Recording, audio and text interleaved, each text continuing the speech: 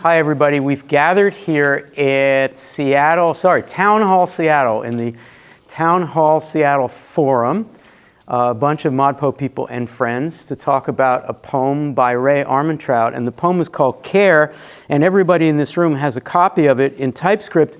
And the reason is because it's not yet published, or at least in a book.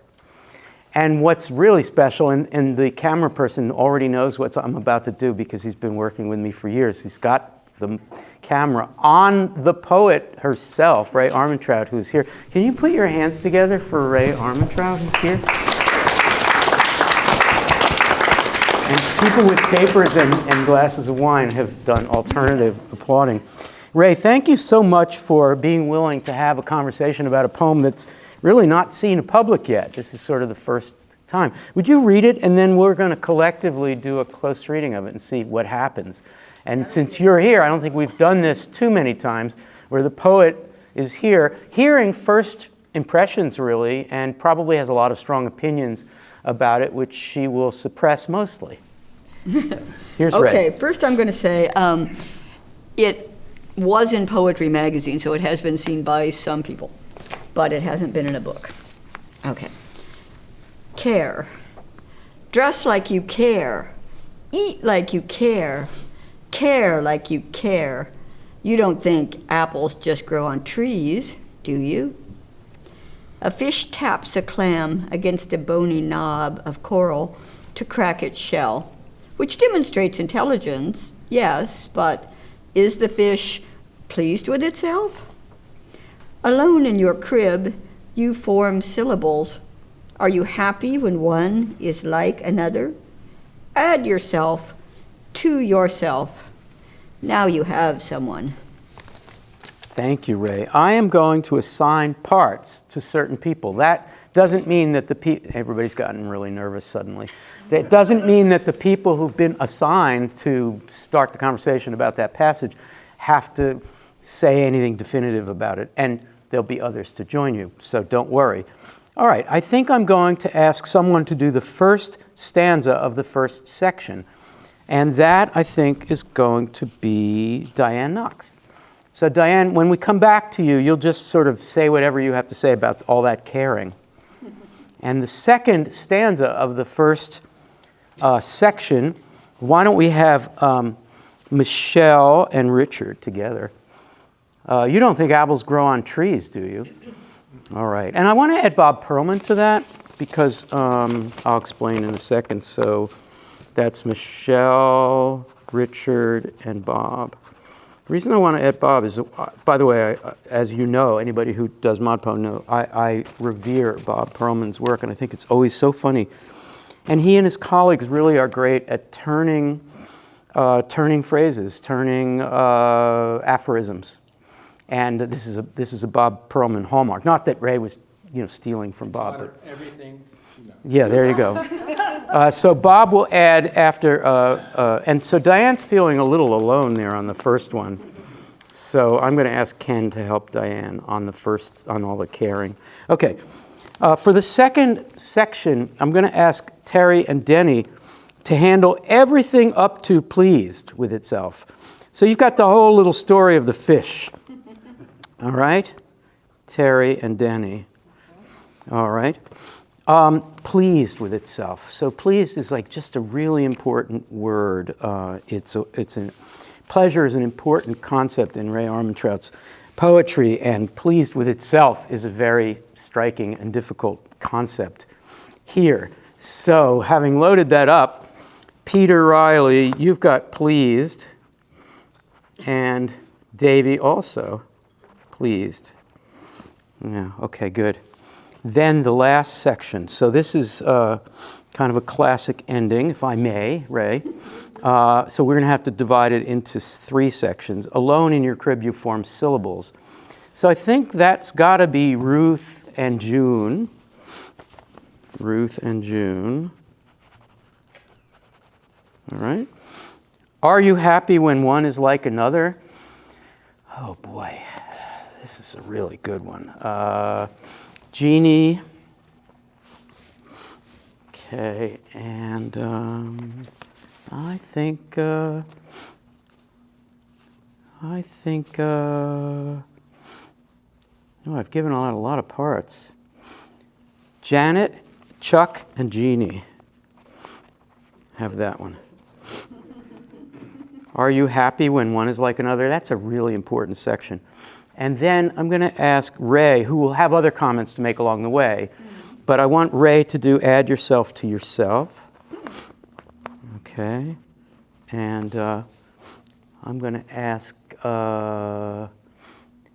who hasn't done it yet? There's a couple of people. Leah, I don't know if you're up to speed. Leah and Janet. Did Janet get called on? Yeah. Looks like you got a second one then. Leah and Janet. Okay, here we go. Let's see what happens. All right. Dress like you care. Eat like you care. Care like you care. Diane? Ken? What is all this about caring? Oh, you know, I'm looking at it kind of like a New Year's resolution. Oh, so one is speaking to oneself, like, get it together, kid. Eating like you care. Yeah. You know, exercise like you care. Mm-hmm. Let's come back to you, Ken. What is all this stuff about caring? Do you feel that Rae Armantrout is unironic, is sincere about how important caring is in these contexts? I think it could go either way. I mean, you have the exclamation point, so That could be ironic. yeah, could be, you know. But Doesn't you the also third have- line suggest irony? Yes. It also emphasizes the title, so Emphasizes what? bringing home the title. I didn't see it as talking to. I mean, if you think of it in a sincere way, I was thinking of really it's saying things about being present, like really be there in a way that matters. And if you're thinking of this in relationship to whoever's in the crib, it could be instructions to one coming up. This presents us an Armantroutian question that people have been, let's just say, cracking against rocks and against shells for years, which is, how do the sections relate? Are they so multivocal as to be coming from different places, or do they inform each other? And that question probably won't be answered in this session. Diane, back to you. If somebody is focused, it says like you care, do something like you care, isn't that a little bit of an insult? It is. Can you explain? Like As if you cared. like you really care. Like you don't care. If you Yeah. if you cared, you You would Yeah. care. yes, care like you care. Care as if you care. Any parents in the audience? Ken? If you dress like you cared, then you wouldn't have to get that instruction. Indeed. What about eating like you care? Yeah, ... What about caring like you care? See, the poet is laughing. Denny, you want to add a thought on care like you care before we move to the next section? Well, I'm just kind of doing my wacky assonance thing and knocking the C off. Are like you are. Oh, nice. But I guess that's, I don't know if that's a legitimate way to look at things. I don't think there's an illegitimate way to look at a stanza like this. All right, we're going to come back to these concepts, but now we have Michelle, Richard, and Bob. You don't think apples just grow on trees, do you? Michelle, what's happening there? Well, I was interested in the just. So just and only, it's kind of a weird word and it's hard to explain. I work with non-native English speakers and it's hard to explain that just. Either it's hard or it's easy, because just is an adverbial phenomenon that can be thrown anywhere. Anywhere. And nobody knows where to put it. And so I was thinking about that just as only, like that's the only thing that the apples do. And I was recently on an island and we were walking, this was in late summer, and there were trees, apple trees, and I was like, well, let's come back at night and let's steal some. And my friends said, oh, I don't want to do that. And so maybe it's connected because somebody cares about those trees and somebody made those trees produce apples. I like that. Richard, Michelle is treating this as if it's about apples. What do you think? What grows on trees? Well, I thought of the admonition, the parents to the kids, to their kid, that you don't think money just grows on trees, That is do you? the idiom here, isn't Yeah. it? Is there, I mean, it's definitely the idiom, and the question is, why does the poet deploy it here? Michelle's not wrong to focus on apples, because the word apples is there. But apples do grow on trees, and who is it that might think that apples don't grow on trees? That's a very difficult question to answer. And I like what she said too about, I hadn't thought of the just aspect. Apples maybe do more than simply grow on trees, so. What's the relationship between you don't think money grows on trees and you don't think apples grow on trees? I guess I should turn to Bob because he's assigned this. Bob, I'm really curious about humor and comedy. You're a specialist in this kind of thing. Yeah, He no, laughs. Yeah, no, this is, I mean, it's definitely, it's a joke, and the joke is kind of that it's not a joke, that, apples do grow on trees, and there is It's something. money that doesn't grow. There's something automatic here, but I think the implication is that the first three lines are, to be human, you have to do things consciously with sincere effort and not be an automaton. Whereas the second one, I think the standard way of thinking about it is that apples, in fact, grow unconsciously. But the implication of Rae putting these two things together is that, in fact, apples don't just grow on trees, they care. The apple trees care, the apple cares about coming into being, that nature is, in fact, a very caring, intentional performance, and that humans need to be as intentional and focused as nature is, which is a rather interesting backwards way of putting it, but it's like learn from nature how to be human, I think. Holy shit. Rae, what Bob has done, and I want to hear your comment on this, what Bob has done is really complicated. He took a very tongue-in-cheek twerking of an aphorism, which is a joke, and made it a tool by which a very ironic first three lines could turn into sincerity. That was quite a little feat there, Bob. Well, he knows some of the He's a stuff. really sincere guy. I am a very sincere guy. He knows some of the stuff I read, I guess. We read some of the same stuff. But you want me to talk about it? Well, some? here's a specific question for you. You could have put an asterisk between the first three lines and the second. That would have made it maybe too choppy a poem logically.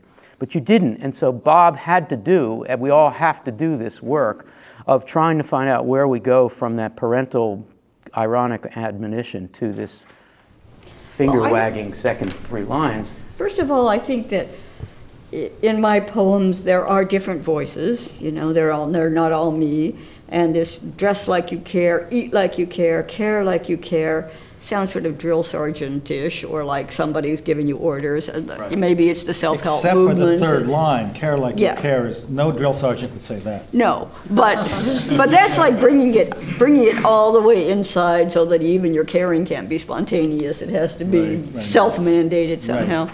Right. And so, everything has to, in that case, become conscious. And so then your question is, what about the apple tree? I mean, and I like what you did with it. And I think I was playing with a kind of a contrast there. I mean, it seems like if everything has to be consciously ordered, then what about all this apparent spontaneity in nature?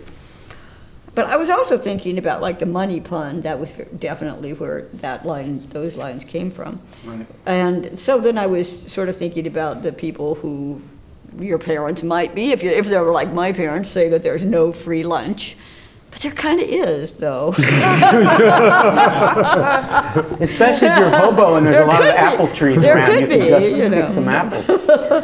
Maybe everything doesn't have to be monetized. Right. That's Well, one of the things that this poet accomplishes often is to take tones that seem similar, these first three lines, second three lines, they're both broadly ironic and even sarcastic, but they do very different things, and one turns the other into something else, which is, the power of language in the hands of a poet like this. We're going to return to Rae, but now we go to Terry and Denny. A fish taps a clam against a bony knob of coral to crack its shell, which demonstrates intelligence. Yes, but is the fish pleased with itself? You have everything up to that pleased stuff. Terry, you first. What's going on there? It's a pretty basic story, right? It's the explanation of what Bob just said. It's the children's book kind of version of it. The fish taps a clam. The word tap is not what a fish, we don't associate that verb with a fish at all. It's with a human. And then the bony knob, you stop there, and of course, what's our bony knob but this? And so that we think of that and make it human right there.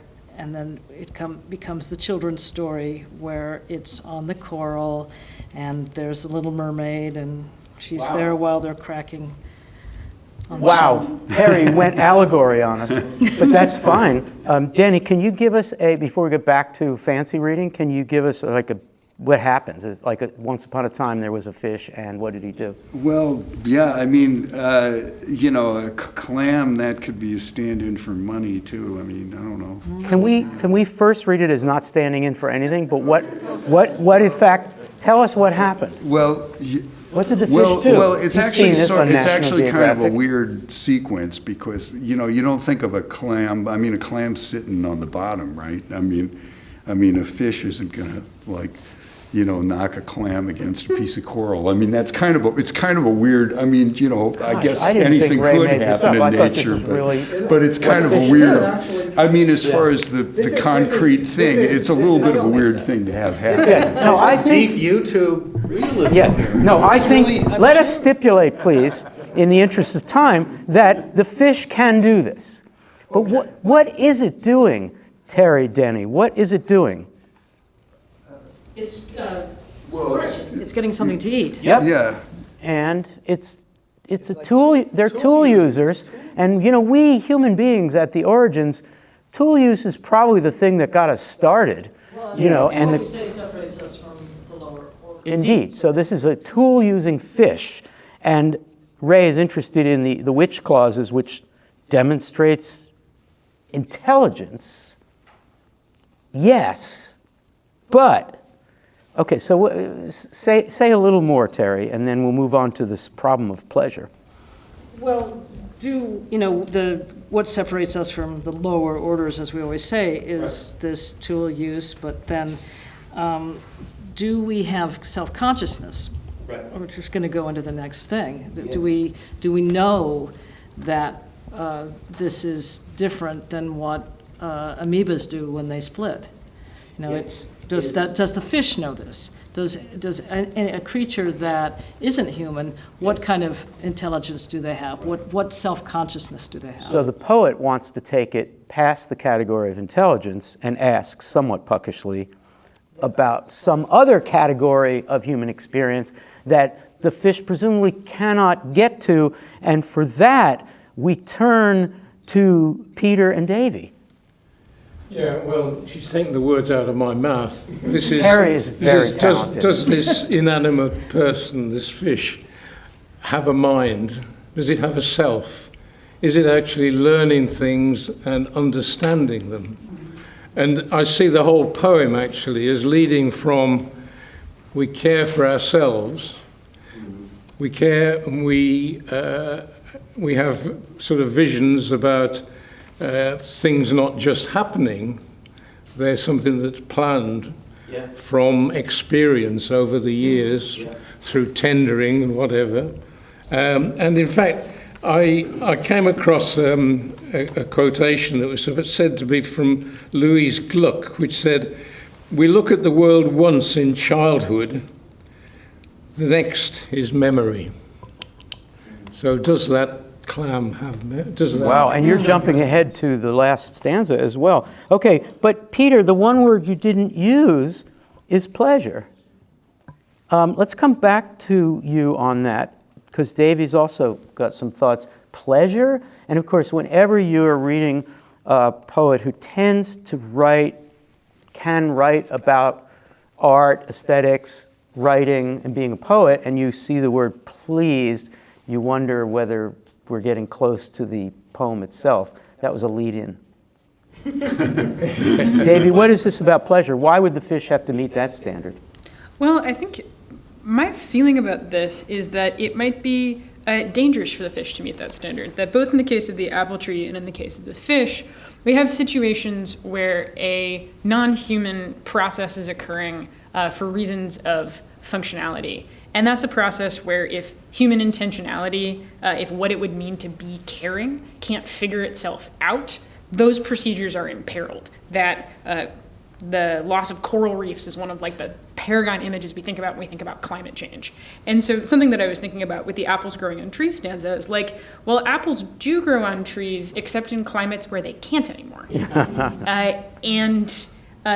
These are procedures that we think of as like, these are natural procedures. We can look, like apples will always grow on trees.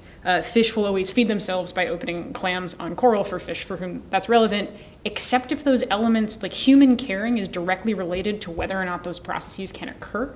And so that pleasure of being like, I did this thing and I'm pleased with myself, to me in this poem is really, really dangerous. That like human pursuit of pleasure is scary in this poem. Davey, you always do this. So human pleasure causes global warming. Yep. no, Bob. No, that is a Pearlmanian reduction. No, what Davey is saying, excuse me, is when you take a phrase like pleased with yourself, which implies not simply pleasure, right, but a certain hubris, pleased with yourself, right? Pride, sorry, that's the word, pride. And so hubris is very much involved with the assumption that the coral reef will always be there. Are you pleased with yourself that you could do this on a coral reef? Well, come back in a month and see if you can still do it. That's quite an eco reading. Pleased with itself. Rae, I do want to move to the kid in the crib, but I also want to stop and ask you about this.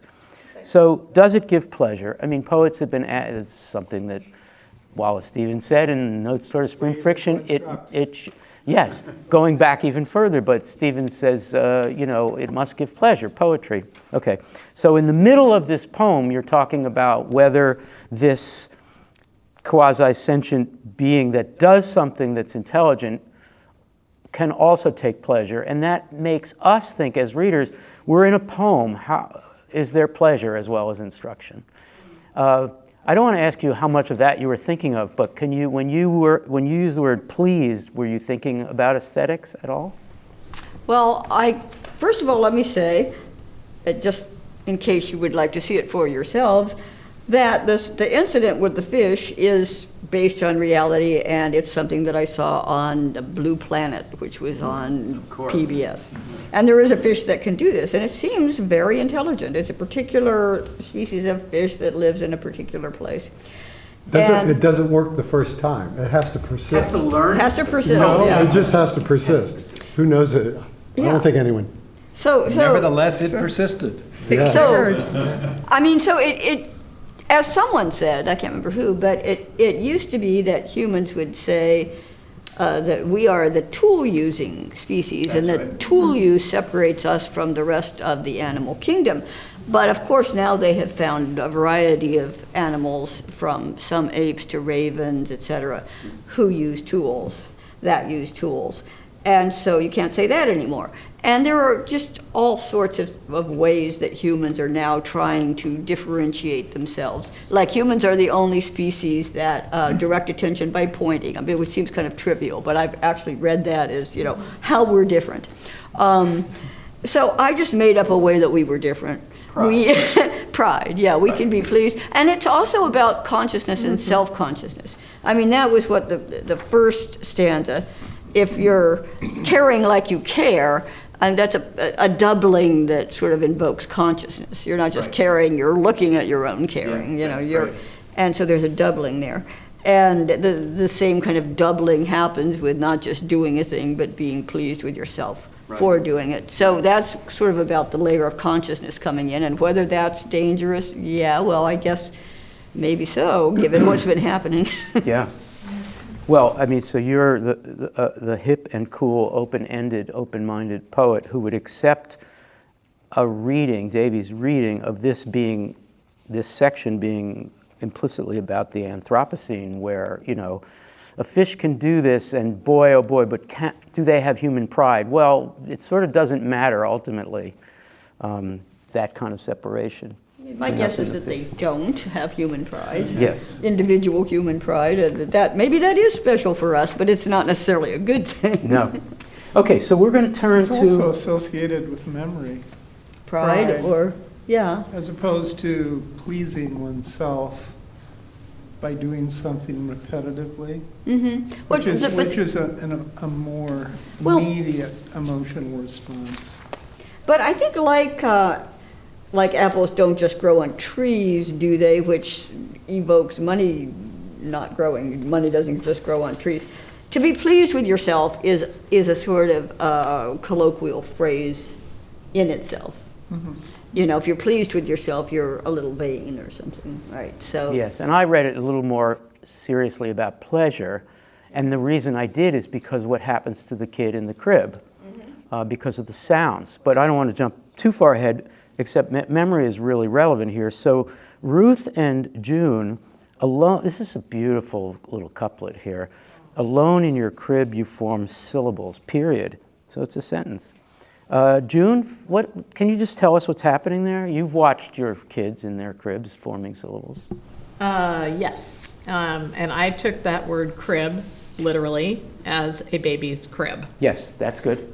And the forming syllables, well, it's interesting because I think a lot of times we think that babies, as they're learning to talk, they're modeling from the people around them. So the parents are making the sounds, and then the babies are kind of listening and forming sounds too. But I think they kind of have to hear other people talking. I don't know that if they never heard anybody else talk and it was just silence, whether they would start making sounds.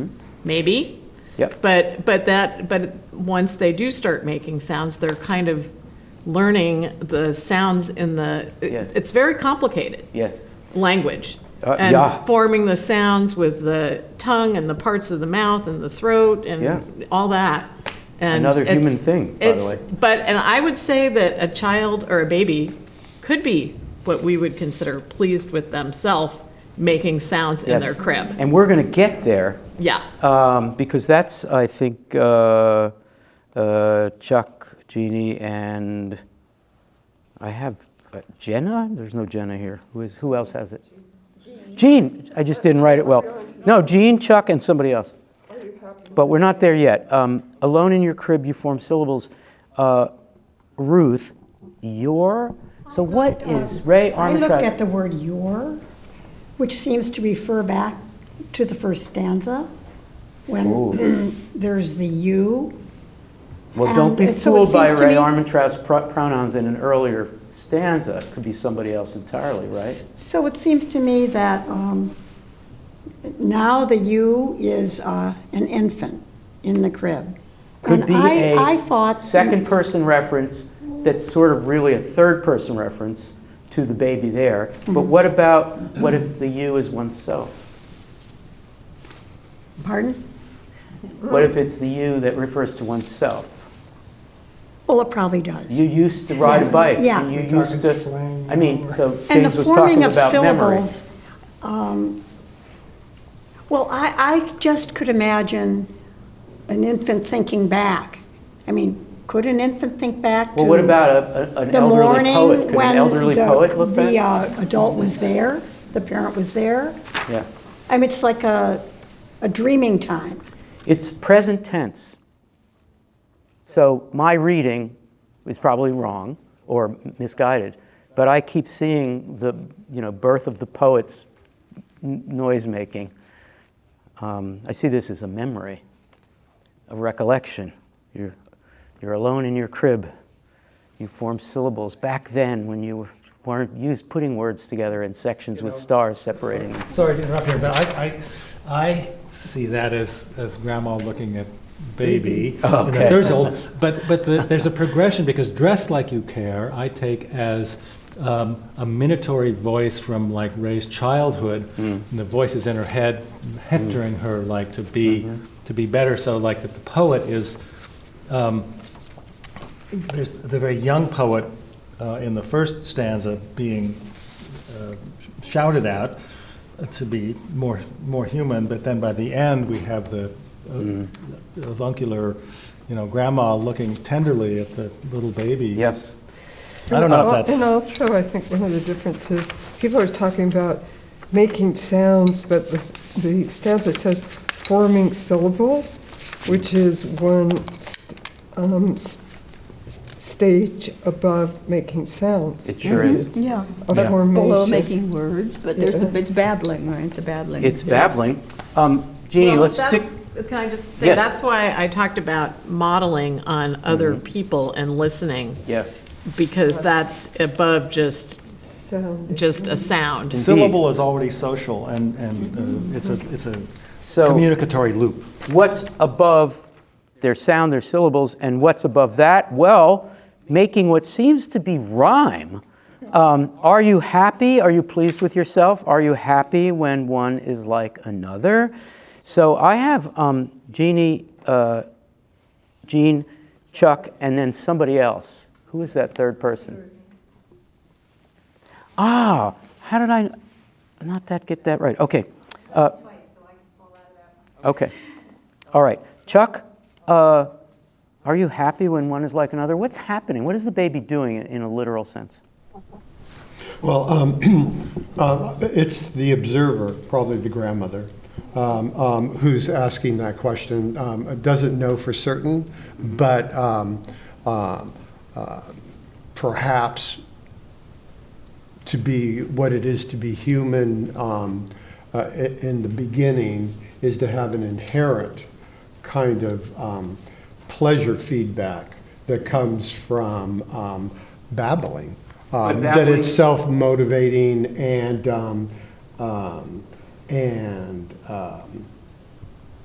so the question is there pleasure in that? Is there pleasure in what specifically, though? Is there pleasure when you yourself hear yourself babbling and you have one syllable somewhat similar to another? Exactly. Do you notice that, and is there pleasure in it? Exactly. Like it's not an accident. Like you or if it actually, is an accident, you notice accidentally it made and something you and it turned got out to be pleasure very in it. artful. And it's the verse, it's an instance of care, because you care to form the word that sounds like the other word or the syllable. There's caring and there's pleased with yourself. There's a lot going on There's here. recognition, and there's the part of recognition. So it's the so one is like another. You heard the one, and now you hear a second one, but you recognize that that's like the first one. So it's like that loop of memory, as you were saying. It's probably consonants.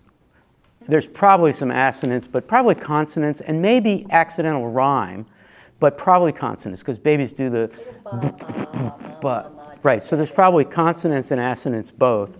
And the poet, grandmother poet, is looking in and saying, is this the creation of pleasure? Is there pleasure here? Is this where we begin to have this thing, and it's more than tapping on the choral, it is human, and oh boy, isn't that amazing? And it's aesthetic, poetic, it's the portrait of the poet as a grandchild baby. Or of a human being that simply gets pleasure out of the possibility of replication, which is the basis of poetry, but which is common to all of us. So I think it's not really trying to do so much of a portrait of the artist as how does one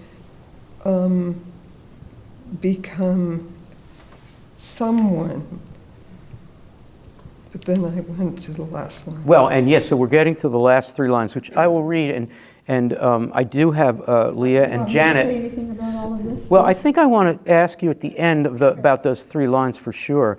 But we're going to wrap up soon, and I want to include Leah and Janet in this. So add yourself to yourself follows this rhymey babbling, and then now you have someone, which is what Jean just said. So Leah, add yourself to yourself, now you have someone. What do you want to say?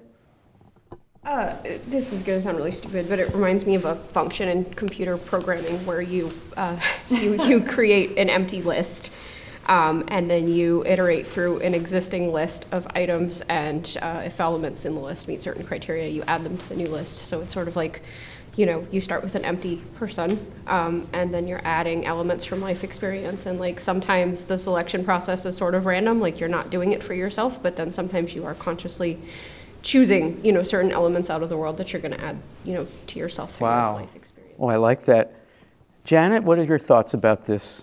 You've seen little kids. I think I've been on a little bit of a different wavelength throughout this poem. I thought that maybe it was exploring whether caring is an absolute value or if you have to interact with something external to be able to express care. Mm-hmm. And I thought about, apple trees. That one, do they just grow on trees? Well, being in a state that's the apple state, I know there's a lot of expertise that goes into actually making good apples, and so I actually saw that as well. They don't just grow on trees, they require care, they require some external operator. And same thing with the fish. He, is it good enough that he feeds himself? Is he successful at that? Does he also have to have some external validation that it's a good thing to care? And the same thing with a child. Is it being successful to form syllables and getting some sense of satisfaction out of it? Could the child do it if there was no feedback? Like, does care require feedback, or is it an absolute Sort of value? gets back to what June was saying a few minutes ago about the environment has to be full of voices, presumably parental and grandparental voices. Rae, let's conclude. Now you have someone, as I find, and there's no period there, yep. So this is, I think, a classic final stanza in a great Armantrout poem, which kind of goes back to beginnings. Kind of reverses the order of what you think of a poem should do. It goes back to beginnings. But now you have someone who's very moving. Does that sound right to you? Well, I don't want to say that it's very moving, but right, that doesn't work, right? But I think it's about the kind of doubling that has been going on throughout the poem, and that sort of you have to have in order to become self-conscious. And once you're self-conscious, you're kind of divided into two parts in a way, and the one part has the other, or so there's that. It's I think the whole poem is really about consciousness and self-consciousness. Yeah. But I think you're not totally wrong when you talk about aesthetics. I mean, Jean is right that I didn't begin that stanza as Portrait of an Artist. I would really begin by listening to actually there are two of them. I don't think that anyone would get that, but anyway, there are by chance two of them, twins. But so I'm listening to the girls babble, so that is just what it is. But yeah, as I was writing it, I did think about, to some extent, about how poetry also repeats sounds and, gets pleasure from it, is a kind of babbling too. And that all of that is so much more than instrumental. It's not cracking the clam on the coral. It's beautiful. Al, we have to share with you one of our favorite towns in Washington, Walla Walla. What about Walla Walla? Well, it has repetition. We love the name so much, it's twice. Yeah, it's the towns of It's kind of like the Washington. Apples there, I think. Yeah, and there's apples there. It's like the Washington version of Ho Hocus. Oh my goodness. Well, that is a wonderful, strange little footnotey way to end the conversation. But let's put our hands together for Rae Armantrout, the poet.